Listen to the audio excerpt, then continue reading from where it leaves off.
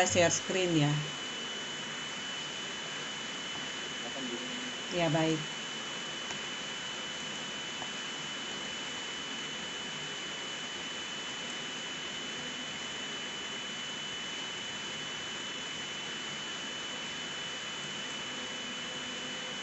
Oke. Apakah sudah nampak?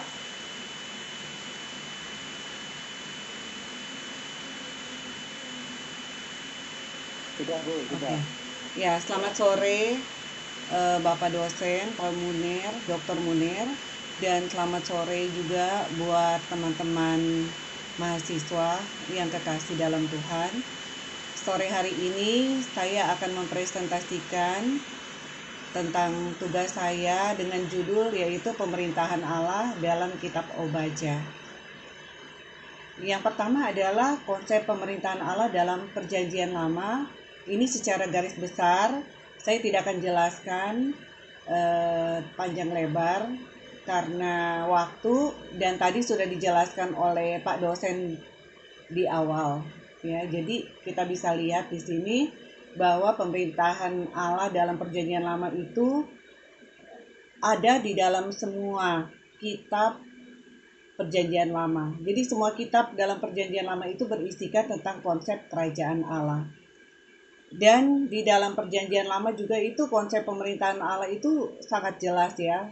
Saya tidak akan runtut satu persatu juga karena ada banyak teman-teman juga yang sudah membahas Perjanjian Lama dan juga sudah dijelaskan oleh Pak dosen tadi. Saya akan lanjut untuk kitab Obaja. Jadi yang pertama adalah kita akan melihat konsep pemerintahan Allah dalam kitab Obaja. Latar belakang kitab Obaja yaitu kitab Obaja merupakan kitab terpendek dari Perjanjian Lama, bahkan seluruh kitab hanya terdiri dari 1 pasal dan 21 ayat. Para ahli menyatakan bahwa kitab Obaja ditulis oleh Obaja, seorang nabi yang hidup sekitar tahun 586 sampai 587 sebelum Masehi, dan termasuk di dalam kelompok 12 nabi dalam Tanakh dan kelompok kitab nabi-nabi kecil dalam Perjanjian Lama dalam kitab Kristen. Nah, yang penting kita lihat di sini di latar belakang yaitu konteks historisnya. Yaitu saat itu bangsa Yehuda berada dalam ancaman dan penindasan bangsa-bangsa yang berkuasa serta menghadapi pengkhianatan bangsa-bangsa sekitar. Dan berita utamanya adalah penghakiman Allah atas Edom ayat 1 sampai 9, kejahatan Edom ayat 10 sampai 14, dan pemulihan Yehuda ayat 15 sampai dengan 20. Nah, berikut ini kita akan melihat konsep pemerintahan Allah dalam kitab Obaja. Yang pertama adalah yang dinyatakan Obaja yaitu kerajaan Allah yang universal. Walaupun kitab terpendek namun syarat dengan konsep penting tentang kerajaan Allah. Allah adalah raja yang universal, itu sangat jelas di dalam ayat yang ke-1 sampai ayat yang ke-9. Yaitu di sana dinyatakan bahwa Allah dalam mengadili Edom sebagai simbol pengadilan dan keadilan Allah atas bangsa-bangsa di dunia ini. Jadi Edom itu hanya sebagai simbol. Tetapi Allah berotoritas atas bangsa-bangsa di dunia ini.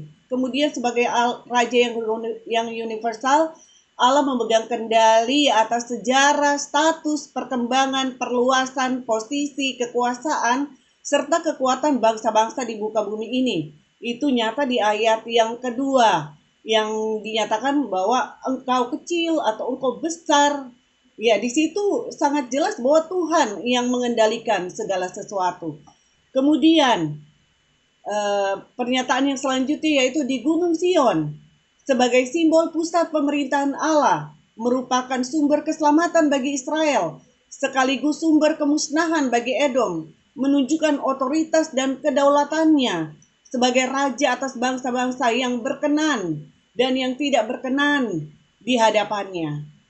Dan pada puncaknya, dikatakan oleh Obaja, Tuhanlah pemilik semua kerajaan di dunia ini, yaitu ada di ayat yang ke-21. Nah, yang selanjutnya, bagian kedua dari kerajaan Allah yang universal adalah kasih dan keadilan ilahi sebagai sifat mutlak Allah sebagai raja. Itu jelas di ayat yang ketiga sampai ayat yang keempat. Kasih dan kedaulatan ilahi tidak terbatas oleh apapun juga. Dan Edom simbol bangsa-bangsa di luar Israel, di mana kasih dan keadilan Allah juga berlaku bagi semua bangsa. Bangsa Israel merupakan peringatan bagi bangsa-bangsa lain atas ketidaksetiaan terhadap Allah yang seharusnya dirajakan. Jadi kalau bangsa Israel saja dihukum, apalagi bangsa-bangsa yang di luar Israel yang tidak merajakan Allah sebagai raja.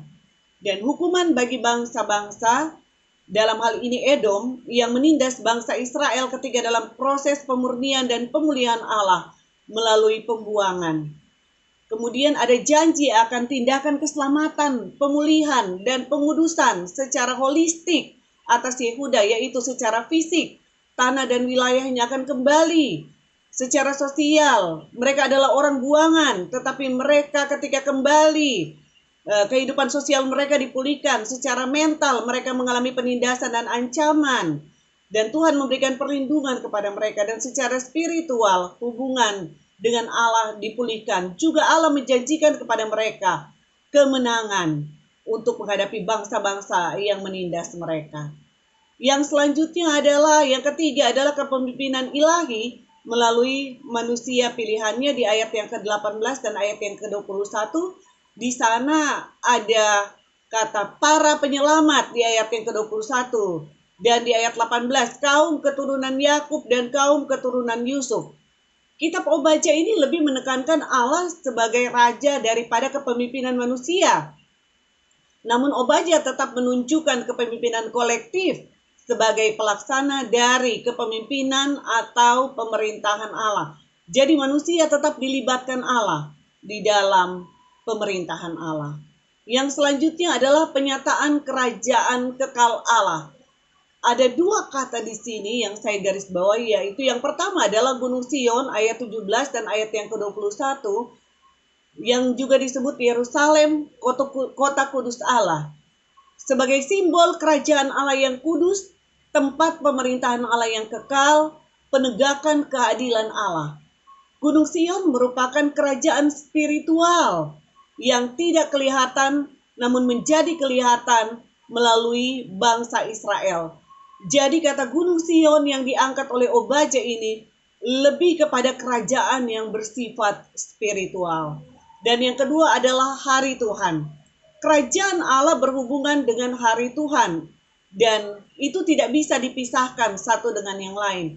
Di mana Allah yang kekal berotoritas atas sejarah dunia ini. Allah mengatasi waktu dan segala kondisi dunia ini berada di dalam kendalinya. Puncaknya pada hari Tuhan, semua bangsa dan kerajaan di dunia ini menjadi milik Tuhan, perluasan kerajaan Allah. Kesimpulan dan implikasi saya persingkat atau saya perpendek, yaitu yang pertama, kita bisa melihat bahwa Kitab Obadya merupakan kitab terpendek namun syarat dengan konsep penting tentang pemerintahan kerajaan Allah. Di sana dinyatakan Allah, Raja yang universal. Otoritasnya tidak terbatas oleh apapun juga yang ada di alam semesta ini. Kasih dan keadilannya, yang adalah sifat mutlak Allah, tidak terbatas oleh ruang, waktu, serta situasi dan kondisi. Yang berikutnya adalah Allah adalah Raja yang berdaulat atas alam semesta ini. Ia memegang kendali sejarah, status, perkembangan, perluasan, posisi, kekuasaan, serta kekuatan bangsa-bangsa di dunia ini. Selanjutnya, Allah melibatkan orang-orang atau bangsa pilihannya dalam misi kerajaannya, termasuk dengan kita sampai dengan saat ini. Ketika kita merajakan Dia, ketika kita mengakui kerajaannya, dan ketika kita ambil bagian di dalam kerajaannya, maka kita adalah orang-orang pilihan yang dilibatkan Allah di dalam perluasan misi kerajaannya. Dan pada puncaknya, semua pemerintah, kekuasaan, dan kerajaan bangsa-bangsa di dunia ini, di alam semesta ini, menjadi milik Tuhan sebagai perluasan kerajaan kekal Allah. Terima kasih. Tuhan memberkati kita semua.